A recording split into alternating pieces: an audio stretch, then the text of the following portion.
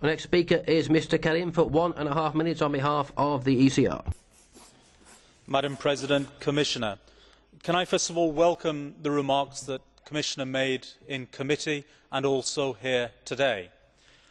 Our response, led by you, indeed has been commendable, both at an EU level and indeed from the Member States acting on bilateral basis as well.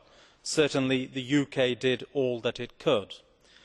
And it's very saddening to note that whilst the people of Pakistan were actually facing this catastrophe, their President was in fact enjoying the best and finest that Europe had to offer.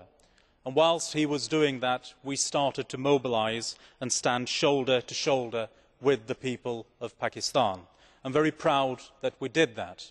And as the civil infrastructure crumbled, it was the military that had to step in, and the fact that we have been working to provide the emergency relief that was required is very commendable. But the emergency is still underway as we meet here today. But whilst that is ongoing, we are doing what we can, but we must start to plan our response for the medium to long term. The unprecedented scale of the floods deserves an unprecedented international response. We must start to rebuild Pakistan, but we must do it where we are seen to be doing it by the people of Pakistan. Otherwise, the consequences which could unfold are really unimaginable. We have a development agenda, but we must also tie into this a trade-related agenda to allow the people of Pakistan to rebuild their country themselves as well. Colleagues, I am asking really for us to be ambitious, to come forward with an EU plan, rather like the Marshall Plan which helped to rebuild parts of Europe.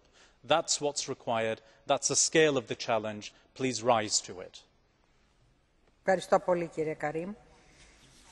you, Mr. Karim. That's the end of group spokesmen, and now we move on to backbench speakers, and we begin for 1.5 minutes with Mrs. Striffler. Oui, Madame